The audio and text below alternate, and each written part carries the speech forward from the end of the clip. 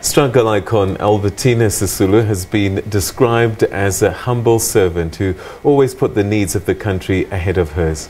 The former chairperson for the Independent Electoral Commission, Dr. Brigalia Bam, delivered a memorial lecture on the life and times of MaSisulu. She says her love for the people encouraged her to continue fighting even when the odds were against her. The centenary celebrations also turned her home village of Xolobe and Tsomo in the Eastern Cape into a hive of activity. Our reporter Busi Jemsana-Mantashe has more. A hive of activities indeed in Xolobe, where MaSisulu grew up. Thousands braved the sunny weather conditions today to be part of the provincial celebrations of the centenary of the late struggle icon Mama Nontsikelelo Albertina Sisulu. Many saying that she was a humble servant of the people. I remember last week we spoke to one of the family members who said she would spend most of her time teaching them and assisting them with their schoolwork, especially when it comes to mathematics. And to this day, that old lady was saying she knows her money and she keeps her own money. This is a combination of many events that led to this day.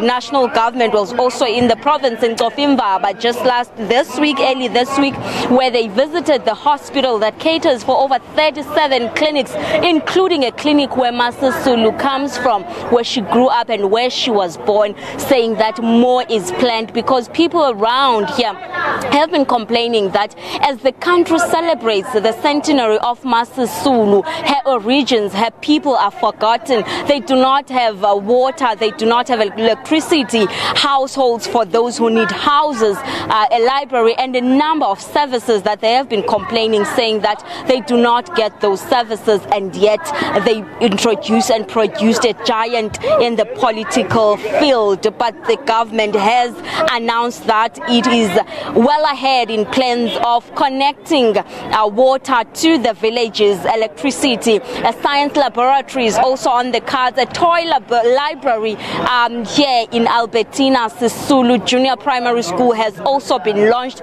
and MEC Tunyiswa are saying that by the time these centenary celebrations come to an end, there would be tangible things that they would have done as the government to show that they mean business when they say that they are developing the areas where Mama comes from, the rich history that is to be reserved, her legacy. But to talk to us more about MaSisulu as a mother, a grandmother, I'm joined by her first granddaughter, Nontsikelelo Albertina Nontsikelelo Sisulu Singapi. Ma'am, thank you so much for your time. You started off when we spoke inside to give support to young girls who are heading families at a very young age, saying that they should not lose hope.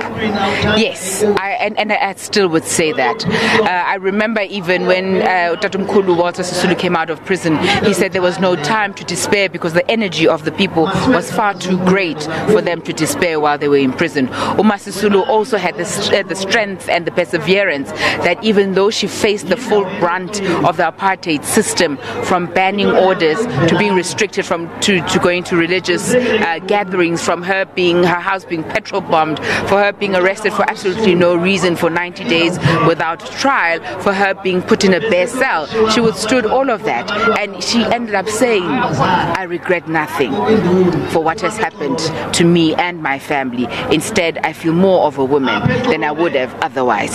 So I think that people would be able to take a leaf out of that and maybe take courage from that and be able to say, I can make it. I was talking to one of the traditional leaders here in Xolobe who said, thank you very much for those words of encouragement, because as Xolobe we needed to know that we should just be steadfast, we should be strong, we should take courage, and we'll be able to continue. And he was quite grateful. So sometimes it's in looking back, which is what MaSisulu says. Our role is to look back from where we came came from stop, assess, and then tell our story. And the next generation can do with it what they will. And many have been saying that she has not been recognized enough. When we hear the stories, her sacrifices, a lot of her stories have not been told in honor of her, to give her the recognition that she deserves, and now she is being honored. How do you feel now as a family? Do you think this is enough? I think what MaSisulu would have said, and I'd like to borrow from her words in 2001, when she received the Rotary Award for the rights of children and women, and she said to the women of South Africa, I did not do this alone. Many have died for the struggle. Many died helping in the struggle. And I think she would want many more women to be recognized and not just her. So it is important to recognize the leaders that have gone before us, because they've paved the way.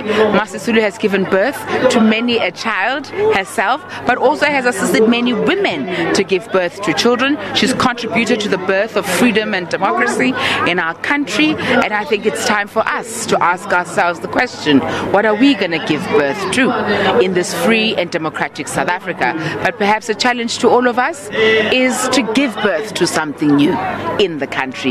Yes, our circumstances may be trying, but what is it within those circumstances are you going to be innovative about? Be innovative, be creative, and make South Africa the kind of South Africa that is envisaged in our constitution, one that is truly non-racial. We're a little bit far from non-sexist. We're quite a ways away from being non-violent, but we really, truly want to be a prosperous South Africa, and it's upon us to do so. Sister, thank you so much for your time. Well, it's time to give birth to something new. Those are the words of the first granddaughter of MaSisulu. If I was an elder, I would be saying I am seeing a MaSisulu in Usisi, her first granddaughter, who's saying that people need to stand up.